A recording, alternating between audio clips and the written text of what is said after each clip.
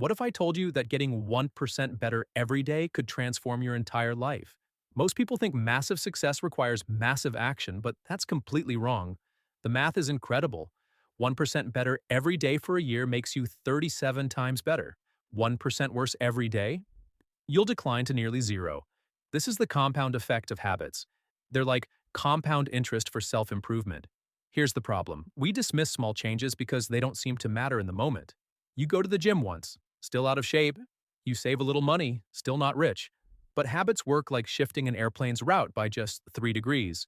Barely noticeable at takeoff, but you end up in a completely different city. The secret isn't setting bigger goals, it's building better systems. Winners and losers have the same goals but different daily systems. Your outcomes are just a lagging measure of your habits. Your weight reflects your eating habits. Your knowledge reflects your learning habits. Your wealth reflects your financial habits. But here's what most people get wrong about changing habits.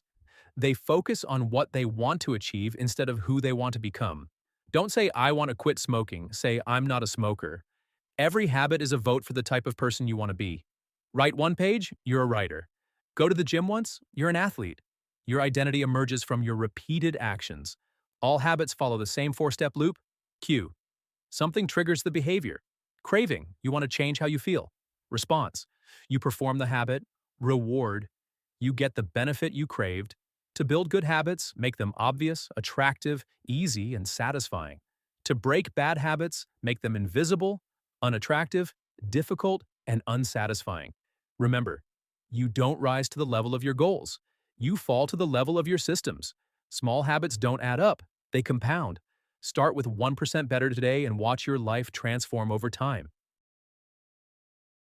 Your brain is secretly watching everything, and it's changing you without your permission. Every day, your mind picks up on tiny patterns you don't even notice, like how a paramedic instantly spotted her father-in-law's heart attack just by looking at his face. She couldn't explain what she saw, but years of experience had trained her brain to recognize the invisible signs. This is your brain on autopilot, constantly learning, constantly predicting. But here's the scary part. Most of your habits are running on this same autopilot mode. You grab your phone, eat that cookie, check social media, all without conscious thought. The problem? You can't change what you can't see. That's why awareness is the first step to breaking any bad habit. Japanese train conductors figured this out. They point and call out every action. Signal is green. Speed is 60. All clear. This simple technique reduces errors by 85% because it forces consciousness into unconscious actions. You can do this too. Create a habit scorecard. List everything you do daily, then mark each habit. Good, bad, or neutral. Just observing your patterns without judgment starts the change process. But awareness alone isn't enough. You need a trigger system. The most successful people don't rely on motivation. They rely on implementation intentions. Instead of, I'll exercise more, try, I will run for 20 minutes at 6 a.m. in my bedroom. Or use habit stacking. After I pour my coffee, I will meditate for 1 minute. Chain your new habit to something you already do religiously. But here's what most people miss. Your environment is secretly controlling you. When hospitals simply added water next to the soda machines, water sales jumped 25%.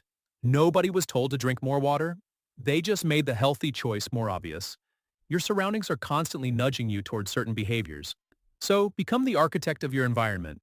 Put your guitar in the living room if you want to play more. Hide your phone in another room if you want to focus better. Make good habits obvious and bad habits invisible. Remember, people with the best self-control aren't more disciplined. They just structure their lives to need less willpower. Change your environment, and your habits will follow. Your future self will thank you for the invisible changes you make today. Your brain is literally designed to fall for fake versions of reality. Scientists call these supernormal stimuli, exaggerated cues that trigger stronger responses than normal. Think about it. Herring gull chicks will peck at fake cardboard beaks with red dots even more than their real mother's beak. Humans do the exact same thing. Junk food companies spend millions finding the perfect bliss point, the exact combination of salt, sugar, and fat that hijacks your ancient survival instincts. Your brain evolved when food was scarce, so it craves these dense calories like your life depends on it. But here's the thing. This same mechanism controls all your habits. It's all about dopamine. And here's what most people get wrong. Dopamine doesn't spike when you get the reward. It spikes when you expect it. That's why slot machine players get their rush before they pull the lever. The anticipation is what drives action, not the result. So how do you hack this system for good habits? First, use temptation bundling. Pair something you need to do with something you want to do. Only watch Netflix while exercising. Only get a pedicure while answering emails. Second, join a tribe where your desired behavior is normal. If you want to be fit, surround yourself with fit people. We unconsciously copy the people around us. Use this to your advantage. Third, reframe your habits in your mind. Instead of I have to work out, think I get to work out. That simple word change shifts your entire perspective. Fourth, create a motivation ritual. Do something you enjoy right before the hard habit. Athletes do this all the time with their pre-game routines. And here's the most important part. Focus on repetition, not perfection. Students who took hundreds of photos got better results than those who tried to take one perfect shot. Habits form based on frequency, not time. It's not about doing something for 21 days, it's about getting enough reps to cross the habit line. Stop planning and start practicing. Your future self will thank you. Your brain is literally wired to be lazy. And that's actually genius. Welcome to the law of least effort, the secret force shaping every decision you make. Here's the brutal truth. When choosing between two options, humans always pick the easier one. Think about it. You scroll social media because it's effortless, but avoid the gym because it requires energy. This isn't a character flaw, it's survival programming. Your brain treats energy like a precious resource and refuses to waste it. But here's how you hack this system to build unstoppable habits. First, make good habits ridiculously easy. Want to read more? Put the book on your pillow. Want to exercise? Lay out your workout clothes the night before. Want to eat healthy? Pre-cut vegetables and put them at eye level in your fridge. This is called environment design, removing friction from behaviors you want.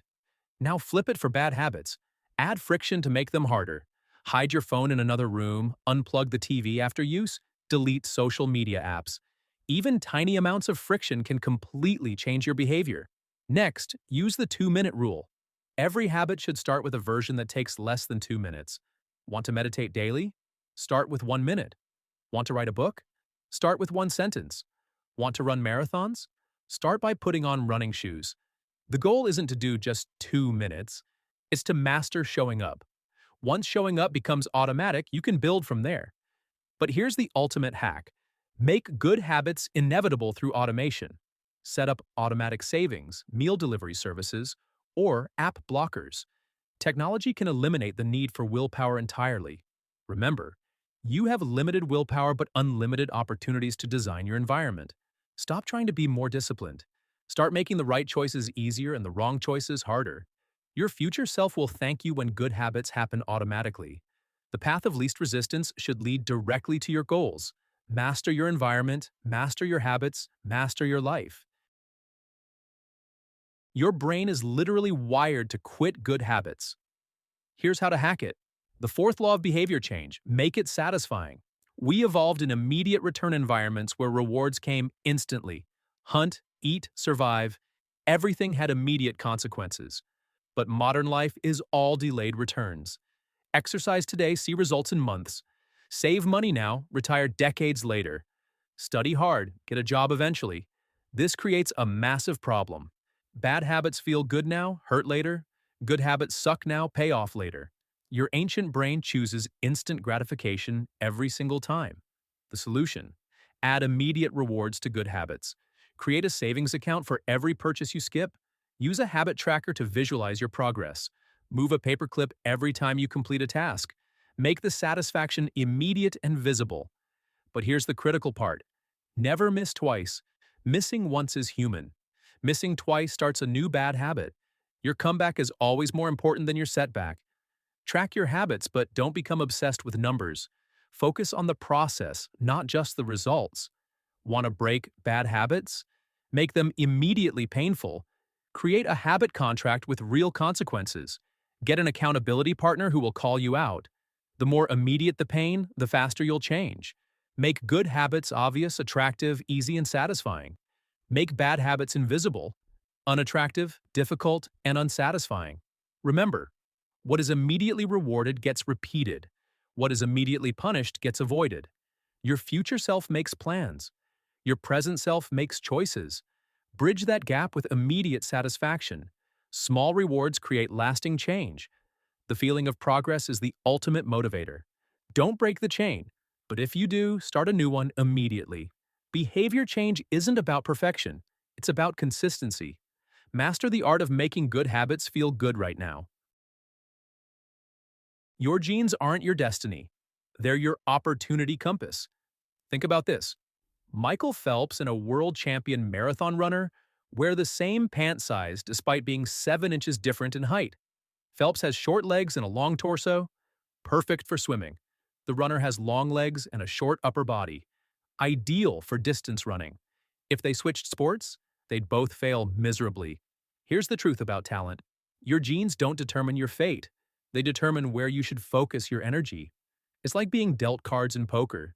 You can't control what you get, but you can control how you play them. The secret isn't fighting your nature. It's finding where your nature gives you an advantage. Your personality traits? They're clues to which habits will stick. High in conscientiousness. Structure works for you. More spontaneous. You need flexible systems. The key is asking yourself, what feels like fun to me but work to others? What makes me lose track of time? Where do I get better results than average? These aren't just feel-good questions, they're your roadmap to sustainable success. But here's where most people mess up.